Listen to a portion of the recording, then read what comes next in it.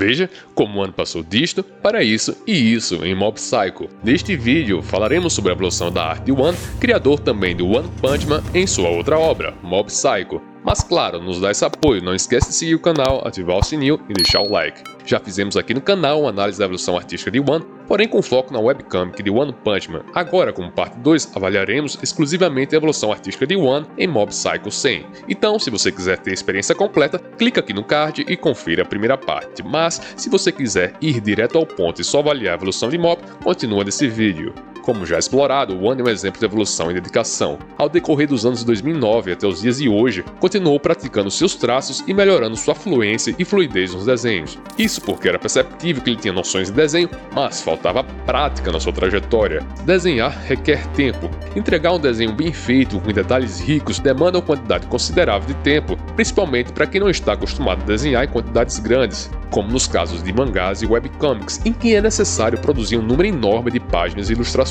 Então vamos lá, vamos partir para o primeiro capítulo de Mob e avaliar como foi a evolução artística do início até o fim. Volume 1. Começamos com esta capa. De cara, para quem acompanha o trabalho de One em One Punch Man na webcomic, já percebe que os cuidados são outros, o tempo dedicado para a ilustração é maior. Mas o que podemos notar aqui? A arte apresenta traços limpos em seus personagens, mas ao mesmo tempo simplista. Veja que, por exemplo, os prédios ao fundo não são ricos em detalhes. O One preferiu enfatizar os elementos de primeiro plano, como um personagem e os pedaços flutuantes do asfalto. Mas veja, note que, por exemplo, o tênis e toda a pele do protagonista tem ausência de sombras. Assim como nos prédios, o One somente se preocupou em entregar o contorno correto, mas ficaram pendentes os aspectos de profundidade, que são aplicados com a utilização correta de perspectiva e sombras. Mesmo assim, o personagem está bem trabalhado, principalmente em relação às construções do fundo. Agora, vamos dar um zoom nestas pedras do asfalto. O One dá efeitos de preenchimento e sombras com a utilização de diversas rachuras para representar as nuances de preto e branco, e também tonalidades de cores diferentes, representadas neste caso pela escala de cinza. Mas, ao meu ver, temos dois pontos a serem notados. Ainda falta padronização na utilização das linhas de preenchimento. Veja, por exemplo, que em alguns momentos elas estão na horizontal, outras na vertical e algumas vezes na diagonal, mudando abruptamente de padrão, de modo aleatório mesmo, o que mostra que o One ainda recorre a efeitos de esboço, seja para acelerar o processo de produção ou simplesmente porque é uma técnica que ele ainda amadurecerá ao decorrer do processo evolutivo. O direcionamento da luz nas sombras das pedras ainda não é claro. A regra que ele usou aqui é que tudo que fica na camada inferior da pedra recebe mais sombras, mas ele ignorou ou não aproveitou da melhor maneira este aspecto de angulação dos raios de luz. Note que a única referência concreta da angulação é do nosso próprio protagonista, já que ele possui uma sombra a seus pés e seu vulto não está sendo projetado para nenhuma direção, indicando que a luz bate reto, de cima para baixo. Mas, olha só, eu não sou uma pessoa muito crítica quanto a aspectos técnicos, para mim ainda continua sendo uma ótima composição, e eu sinceramente gostei muito do resultado. E uma observação, estes traços um pouco bagunçados deixam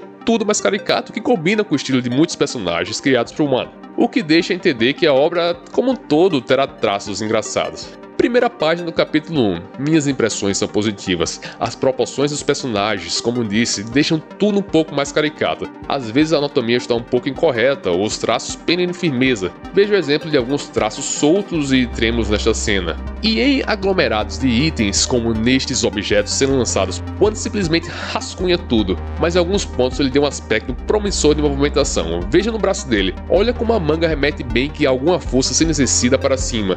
Veja também que ele sabe usar elementos de enfoque muito bem, como nestas linhas radiais em movimento. Ainda nessa imagem, o One aplica o primeiro sombreamento facial na obra, e olha que interessante, há uma espécie de contorno em preto que envolve a sombra acinzentada, algo não tão convencional. Vamos ver se ao decorrer da obra, o One continuará com o mesmo estilo.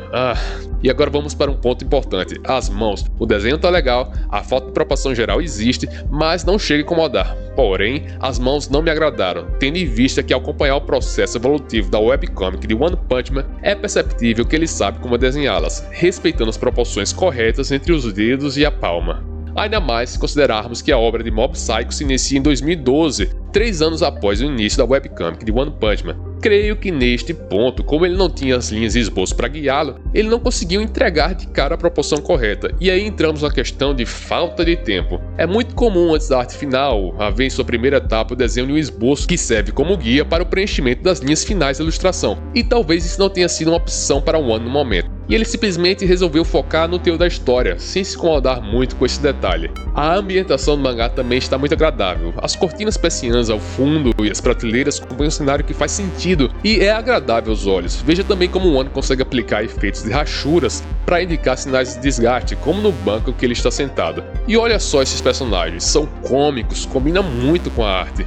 Notei que o One também está brincando um pouco com o contraste das imagens. Veja, por exemplo, os quadros dessa página. Em alguns momentos ele tem um fundo branco, podendo ou não ter elementos em segundo plano, e em outros um fundo completamente preto, que dá uma mudança de clima, indicando certa ênfase. O One aqui recorre a um recurso tradicional em mangás. Veja essas linhas verticais abaixo da testa, encobrindo um pouco os olhos. Estas linhas, em conjunto com as gotas de suor que ficam no personagem, refletem muito bem a sensação de medo ou tensão. É engraçado como linhas podem mudar tudo, como neste exemplo também, em que Reigen está sempre tenso, com medo de ser desmascarado. Só a angulação diferente já muda um pouco a percepção do estilo. Outro efeito diferente que vemos aqui é a utilização destes círculos flutuantes posicionados de forma radial, para gerar um tipo de ênfase feliz ou de tom agradável. Uma curiosidade, ainda que em menor proporção, você vai notar que às vezes esse efeito aparece em One Punch Man, tanto na webcomic como na arte feita por Murata. E um detalhe bônus, veja como o terno do nosso monstro do queixo rachado é bem elaborado, o que mostra que o One já sabe muito bem o que vai desenhar e que já tem a imagem pronta na cabeça do que entrará no papel, mas ao executar não consegue fazer a finalização e detalhamento do que planejou. O One, apesar de ter bastante visão do que faz, não consegue aplicar com todos os detalhes o que idealizou ilustrar.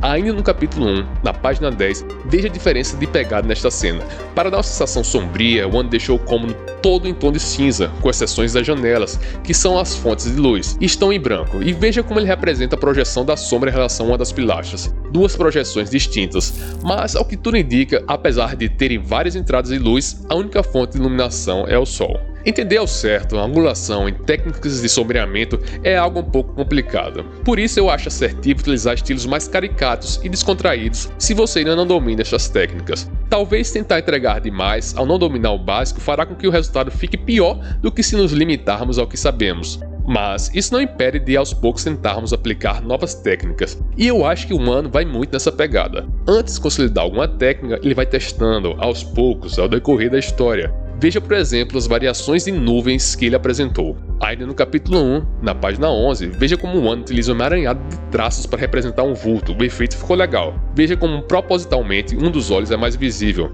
Perceba o pavor do personagem através do focar no olhar, representado com a aplicação de textura feita com estes pontilhados de preenchimento. Temos também a utilização novamente de linhas de destaque para aumentar o clímax na cena. Me parece que o One consegue dominar mais os elementos complementares que passam sensações, ambientações e emoções do que propriamente entregar isto através de elementos principais, que seriam os objetos e detalhamento dos personagens. Ele sabe utilizar muito bem o abstrato para passar mensagens, ou seja, ele conhece o que cada tipo de efeito ou combinado de traços ou nuances na escala de cinza passa ao leitor. Então, como ele não tem a maestria em desenhos detalhistas, mas tem o conhecimento necessário, ele utiliza artifícios para ser bem efetivo ao cativar o leitor com sua história.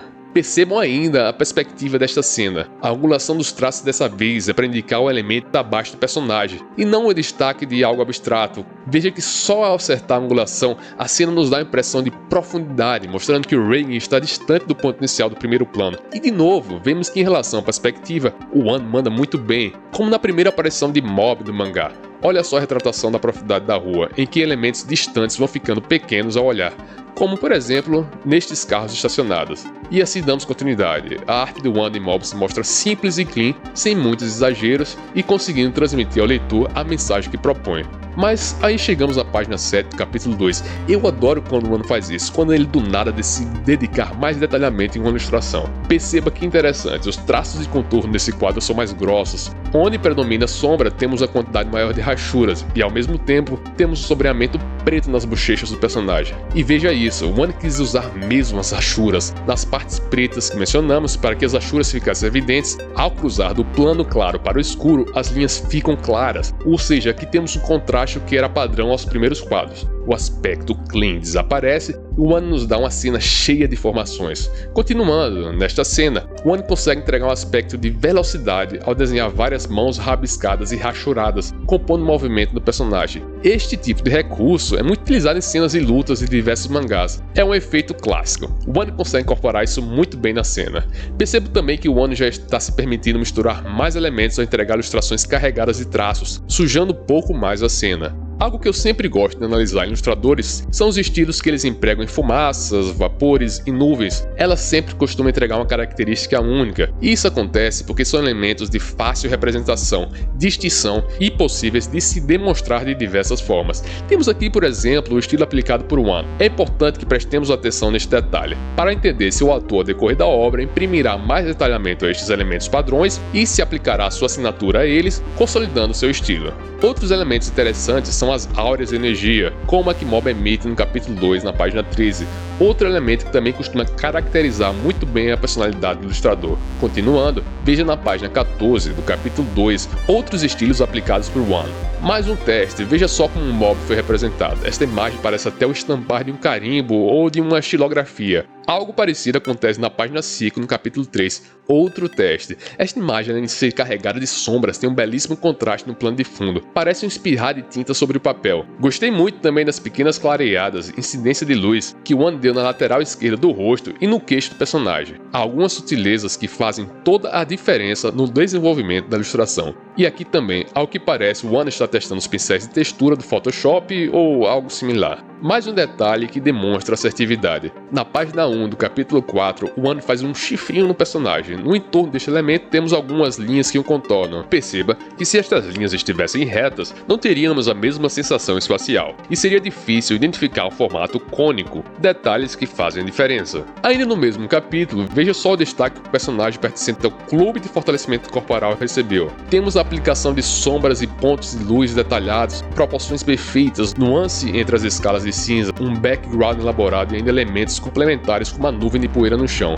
Imagine se o One entregasse essa qualidade em tudo. E aí eu volto um pouco na afirmação que dei alguns minutos atrás. O One, apesar de ter bastante visão do que faz, não consegue aplicar com todos os detalhes o que idealizou ilustrar, quando ele não dedica o tempo necessário para isso. É impossível precisar exatamente que tempo seria esse, quanto tempo ele tem que ter para entregar uma ilustração dessa qualidade, se de fato ele é mais rápido ou mais lento que outros ilustradores, mas ao que tudo indica, avaliando todo o processo evolutivo dele, realmente foi um processo de amadurecimento e experiência que a prática foi lapidando toda a sua técnica e agilidade em desenhar.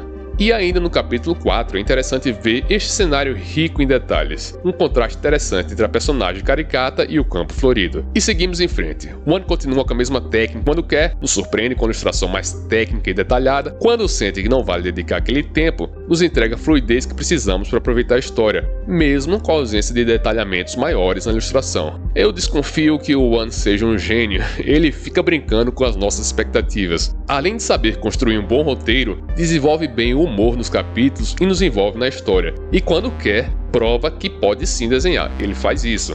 Ao reler Mob para fazer esta análise, eu me diverti mais do que tudo e espero que consiga passar para vocês cada mínimo detalhe da evolução dele. A cada página que lia, queria fazer uma observação. Mas para não entregar um vídeo de 10 horas de duração, eu serei um pouco mais objetivo. Olha só, ainda estamos no 4º capítulo, então vamos dar continuidade. Galera, antes disso, peço que se inscrevam no canal e deem um like em busca dos 1000 inscritos. Deixe um comentário também, a participação de vocês é bastante importante e me motiva a produzir cada vez mais conteúdos. O padrão geométrico utilizado no fundo desta cena, por exemplo, faz parecer que os personagens estão em um universo paralelo, que naquele momento a conversa entre os dois é isolada, restrita, o foco existente é somente entre o interlocutor e o receptor. Inclusive, é algo que o One faz muito bem, testar sensações que cada plano de fundo transmite. Vemos isso em vários capítulos, como por exemplo, nesta áurea branca atrás do Sr. Covinhas, ou nestes fundos abstratos, compostos.